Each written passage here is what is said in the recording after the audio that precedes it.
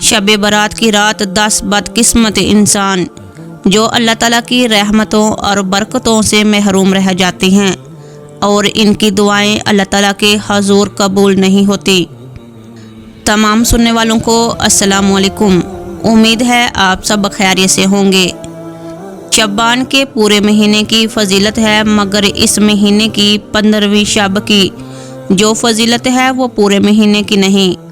سب سے پہلے یہ بات معلوم ہونی چاہیے کہ اس رات کے کئی نام ہیں، جیسا کہ لیلۃ البرات یعنی توزغ سے بری ہونے کی رات، لیلۃ العصاق یعنی دستاویز والی رات، لیلۃ المبارک یعنی برکتوں والی رات، مگر عرف عام میں یہ رات شب برات کے نام سے مشہور ہے اور عربی زبان کے 2 لفظوں کا مجموعہ ہے۔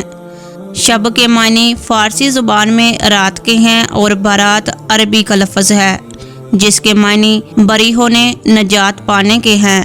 اس کے بعد یہ بات معلوم ہونی چاہیے کہ اس رات کی فضیلت رمضان المبارک کی شب قدر سے کم ہے، لیکن اس کی فضیلت سے انکار کرنا ایسا ہے جیسے کوئی دن میں اس کے وجود سے انکار کرے یا سورج کی موجودگی میں اس کی موجودگی کا انکار کرے۔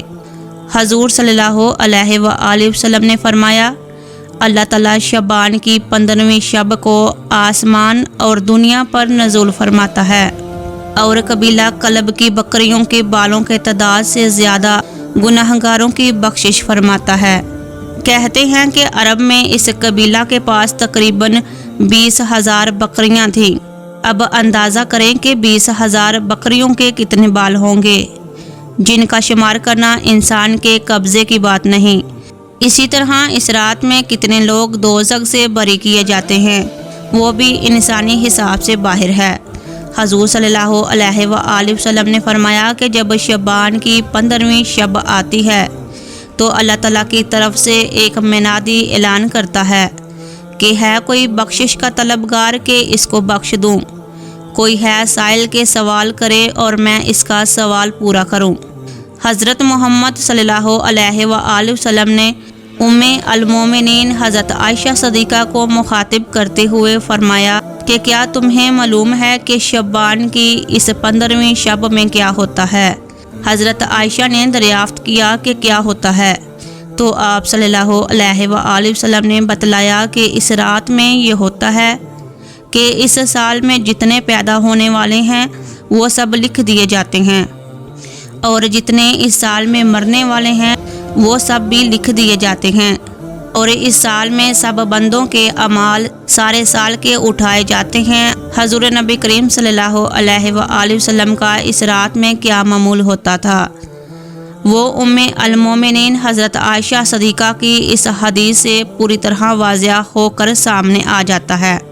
حضرت عائشہ فرماتی ہیں کہ میں ایک رات آپ صلی اللہ علیہ وآلہ وسلم کو بستر میں نہ پایا اور میں آپ کی تلاش کے لیے نکلی تو آپ صلی اللہ علیہ وآلہ وسلم کو بقیہ میں پایا اور آپ نے فرمایا، اے عائشہ تجھے اس بات کا ڈر تھا کہ اللہ اور اس کا رسول صلی اللہ علیہ وآلہ وسلم تیرے اوپر زیادتی کرے گا؟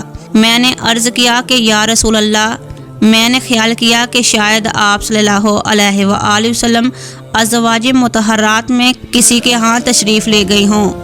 تب آپ نے فرمایا، بے شک اللہ تعالیٰ شعبان کی 15ویں شب میں آسمان اور دنیا پر نزول فرماتا ہے، پس قبیلہ کلب کی بکریوں کے بالوں کے شمار سے زیادہ دوزخی لوگوں کی مغفرت فرماتا ہے۔ حضور صلی اللہ علیہ وآلہ وسلم کی دعائیں کہ یا اللہ میں تیرے عفو کی پناہ چاہتا ہوں، تیری سزا سے اور تیری رضا کی پناہ چاہتا ہوں، تیرے غصے سے اور پناہ چاہتا ہوں تیری سختیوں سے۔ یا اللہ میں آپ کی تعریف کا شمار نہیں کر سکتا، آپ کی ذات ایسی ہی بلند و بالا ہے جیسے آپ نے خود فرمایا۔ حضرت عائشہ صدیقہ نے دریافت کیا کہ یا رسول اللہ صلی اللہ علیہ وآلہ وسلم رات کو یہ دعا پڑھ رہے تھے تو آپ نے فرمایا کہ ہاں تو بھی یہ کلمے یاد کر لے اور دوسروں کو بھی بتا دے۔ جبرائیل نے مجھے یہ کلمے بتائے ہیں اور کہا ہے کہ ان کلموں کو سجدوں میں بار بار پڑھا کرو۔ حضرت اسامہ رضی اللہ تعالی عنہ نے ایک مرتبہ دریافت کیا کہ یا رسول اللہ، میں آپ کو شعبان میں زیادہ روزے رکھتے ہوئے دیکھتا ہوں، اس کی کیا وجہ ہے؟ آپ نے فرمایا کہ شعبان کا مہینہ جو رجب اور رمضان کے درمیان ہے، لوگ اس کی فضیلت سے غافل ہیں اور اس مہینے میں اللہ رب العزت کے حضور میں لوگوں کے اعمال پیش کیے جاتے ہیں، اور میری یہ آرزو ہے کہ جب میرے اعمال پیش ہوں تو میرا شمار روزہ داروں میں ہو۔ حدیث پاک میں آتا ہے کہ اس رات میں 10 لوگ جو اللہ تعالیٰ کی نظر و رحمت سے محروم رہ جاتے ہیں۔ نمبر 1 مشرک، نمبر 2 قاتل، نمبر 3 متکبر، نمبر 4 حسد کرنے والے، نمبر 5 کینہ کرنے والے، نمبر 6 چغل خور، نمبر 7 بدکاری پر اصرار کرنے والے، نمبر 8 والدین کا نافرمان، نمبر 9 عادی اور شرابی، نمبر 10 قطع رحمی کرنے والے جو اللہ تعالیٰ کے بندوں پر رحم نہیں فرماتے۔ یہ ایسے لوگ ہیں جن کی دعائیں اللہ تعالیٰ قبول نہیں فرماتا۔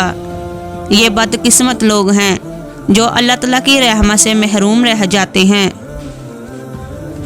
ایک عورت رجب کے مہینے میں بہت روزے رکھتی تھی۔ آپ صلی اللہ علیہ وآلہ وسلم کو اس کے متعلق بتایا گیا کہ فلاں عورت رجب کے مہینے بہت روزے رکھتی ہے، تو آپ صلی اللہ علیہ وآلہ وسلم نے فرمایا کہ اگر اس عورت کو نفلی روزے رکھنے ہیں تو شعبان کے مہینے میں رکھا کرے۔ اللہ تعالیٰ سے دعا ہے کہ اللہ تعالیٰ ہر مسلمان کو اس رات عبادت کرنے کی توفیق عطا فرمائے۔ آمین ثم آمین۔